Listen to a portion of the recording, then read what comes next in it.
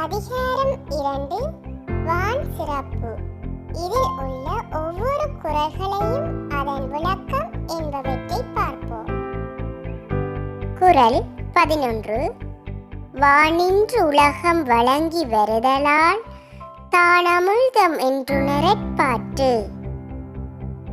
மழை பெய்ய உலகம் வாழ்ந்து வருதலால் மழையானது உலகத்து வாழும் உயிர்களுக்கு அமிர்தம் என்று உணரத்தக்கதாகும். குறள் 12.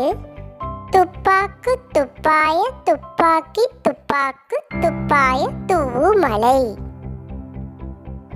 உண்பவர்களுக்கு தக்க உணவுப் பொருட்களை விளைவித்து தருவதோடு பருகுவோருக்கு தானும் ஓர் உணவாக இருப்பது மழையாகும். குறள் 13. விண்ணின்று பொய்ப்பின் விரிநீர் வியனுலகத்து உள்நின்றுடற்றும் பசி. மழை பெய்யாமல் பொய்படுமானால் கடல் சூழ்ந்த அகன்ற உலகமாக இருந்தும் பசி உள்ளே நிலைத்து நின்று உயிர்களை வருத்தும். குறள் 14. ஏரின் உலகர் உழவர் புயல் என்னும் வாரி வளங்குன்றி காய்.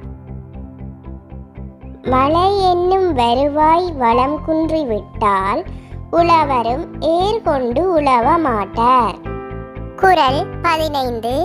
கெடுப்பதுவும் கெட்டார்க்கு சார்வாய் மெற்றாங்கே எடுப்பதுவும் எல்லாம் மழை. பெய்யாமல் வாழ்வை கெடுக்க வல்லதும் மழை. மழையில்லாமல் வளம் கெட்டு நொந்தவர்க்கும் துணையாய் அவ்வாறே காக்க வல்லதும் மழையாகும். குறள் 16. விசும்பின் புலி வீழின் அல்லால் மாற்றாங்கே பசும்புல் தலை கான் பரிது. வானத்திலிருந்து மழைத்துளி வீழ்ந்தால் அல்லாமல் உலகத்தில் ஓரறிவுயிராகிய பசும்புல்லின் தலையையும் காண முடியாது. குறள் 17. நெடுங்கடலும் தண்ணீர் மைக்குன்றும் தடிந்தெழிலி தான் நல்காதாகிவிடின். மேகம் கடலில் இருந்து நீரை கொண்டு அதனிடத்திலேயே பெய்யாமல் விடுமானால் பெரிய கடலும் தன் வளம் குன்றி போகும். குறள் 18. சிறப்பொடு பூசனை செல்லாது வானம் வரக்குமேல் வானோர்க்கும் உண்டு. மழை பெய்யாமல் போகுமானால் இவ்வுலகத்தில் வானோருக்காக நடைபெறும் திருவிழாவும் நடைபெறாது, நாள் வழிபாடும் நடைபெறாது. குறள் 19.